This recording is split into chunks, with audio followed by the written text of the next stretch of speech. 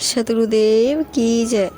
कबीर साहब जी मनुष्य को समझाते हुए कहते हैं कि हे मनुष्य, असावधानी की अज्ञान निद्रा में मतवाला होकर तू क्यों सोता है।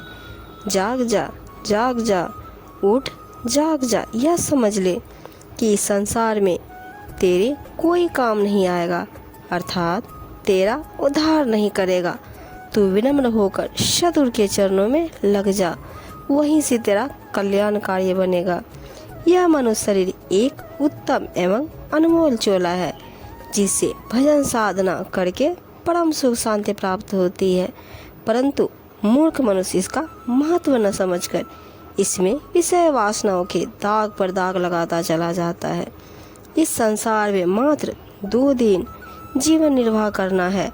आजकल में न जाने कब जाना पड़ जाए, इसलिए यहाँ किसी से मोह करना उचित नहीं है, परंतु मनुष्य अज्ञानवश हमेशा मोह की आग में जलता रहता है। इस शरीर रूपी सराय में जीव यात्री आ ठहरा है।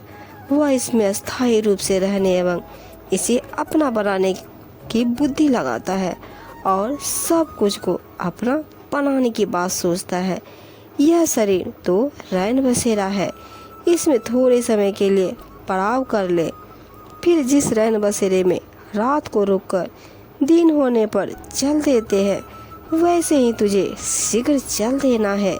हे मनुष्य, अपने चलने के उद्देश्य को देख विचार कर ही तुझे अपने अस्थायी निवास को जाना है।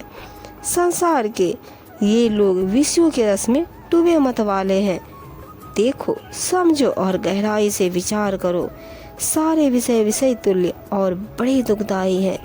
इसलिए हे मन भवरे, तू विषय तुल्य विषयों का वन त्याग दे और बेगम बाग अर्थात पूर्ण निश्चितता वाले निज आत्मस्वरूप के बाग में चल। उसमें विहार कर और स्थित हो।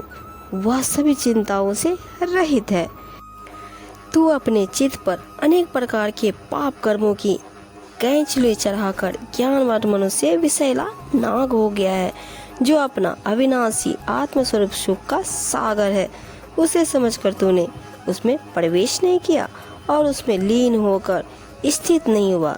उससे तथा उस स्थिति को समझाने वाली सद्गुरु से प्रेम किए बिना विषय विकारों से पराग नहीं होता। जो मनुष्य विषय विकारों को छोड़कर साहे परमात्मा को भजता है और निज आत्म स्थित होता है, वह विवेकी हंस कहलाता है, जबकि काम क्रोध आदि विषयों में फंसने वाले भ्रष्ट कौवे होते हैं। सतगुरु कबीर साहब जी कहते हैं, भजन साधना से जिसका पूर्ण भाग्य उदय होता है, वह परम सुख के सागर निज आत्मस्वरूप में स्थित हो पाता है। सांसारिक जीव अज्ञानतावश उल्टे सीधे कर्म करता हुआ विषय वासनाओं में खोया रहता है। उसकी बुद्धि मैली होती है, जिससे वह दुखी रहता है, परंतु जब वह सच्चे सद्गुरु की शरण में जाता है, तब वे उसे विषय विकारों से छुड़वाकर शाश्वत आत्मा का सत्य ज्ञान प्रदान करते हैं। इस प्रकार वह सद्बुद्धि धारण करके सुखी मस्त रहता हुआ अंततः मोक्ष पद प्राप्त करता है।